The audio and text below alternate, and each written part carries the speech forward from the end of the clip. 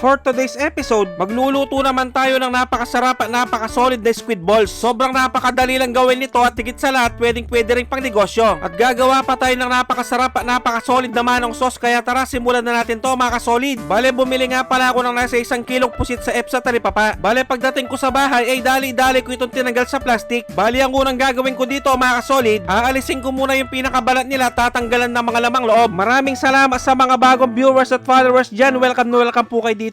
Bale, hindi ko na ipapakita ang buong proseso sa lahat, baka naman kasi mainip kayo. Bale, after ko silang malinisan mga kasolid, huhugasan ko lang ito ng paulit-ulit hanggang sa luminaw ang tubig para siguradong malinis. At shoutout nga rin pala sa mga masisipag nating workers dito sa Pinas at sa ating mga bayaning OFW, mag-ingat po kayo lahat dyan. At after ko naman silang mabanlawan, naiiwain ko naman sila sa ganito kaliliit. Shoutout nga pala sa Espiritu Family ng Canada at sa Triskelion Lawanag Pare Community Chapter, maraming salamat mga bossing. Bale, after ko naman silang mahiwa ng maliliit, ilalagay ko naman sila dito sa niready kong food processor at pipinuin. Pero kung wala naman kayo nito mga kasolid, tadtarin nyo na lang naman umano. At kung umabot na kayo sa part ng episode na to mga kasolid, pwedeng pakicomment naman kung tagasan ka para malaman ko kung saan umabot ang video to. Maraming salamat. Bali, after ko naman silang mapino mga kasolid, sasangkapan ko naman ito ng pamintang durog, onion powder, asin at garlic powder. Bali, lalagyan ko nga rin pala ito ng cornstarch at tubig na malamig. At siguradong nanonood din ngayon si Chef Santos na Makabebe, Pampanga. Bali, hahaluin ko lang ito na maayos mga kasolid hanggang sa maging ganito ng itsura. At siguradong nakasuporta din ngayon si Jaime Reyes Jr. ng Ilocos Sur. At dahil okay na to mga kasolid, maglalagay lang ako ng mantika sa palad. Ito rin kasi ang diskarte para mabilog natin na maayos sa mga squid balls. At habang ginagawa ko nga pala ito mga kasolid, kasalukuyan na ako nagpapainit ng tubig. At habang nabibilog ko ay didiretso ko dito.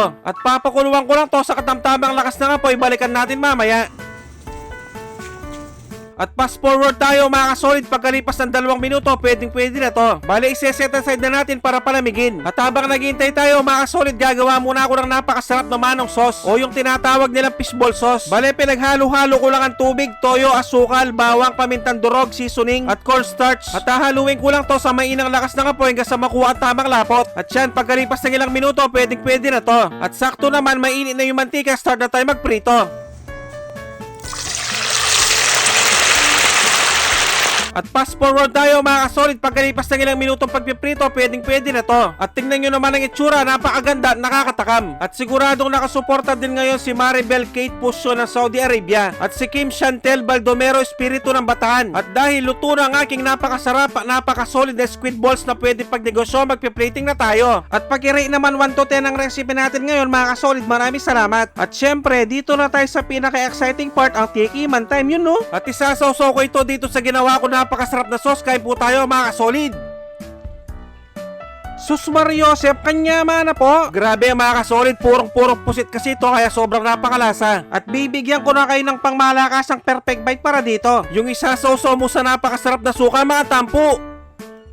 Taksya po, nakalasa ng kalasa. At kung tiyempong hating gabi nyo naman napanood to mga kasolid, mag-automatic pansit kanto na lang kayo mga bossing. Dapat yung spicy ha. At siguradong natatakam din ngayon si Cristina Bocal Herrera ng Cardona Rizal. At pag ganito talagang kinakain ko mga kasolid, hindi ko talaga mapigilang sumubo. Pero hindi na muna ako kakain ng kanin para masulit ko ang squid balls experience. At napakasolid ng laman ito sa loob. Hindi siya katulad nung nabibiling squid balls sa daan. Maraming salamat sa mga walang sawang sumusuporta at sumusubaybay sa aking mga video. At sa mga walang sawang nag-share, maraming salamat, napakasolid nyo. Sobrang na-appreciate namin kayo lahat. Magkita-kita ulit tayo next episode. Maraming salamat sa panonood. Mag-ingat ang lahat, basta Kapampangan manyaman.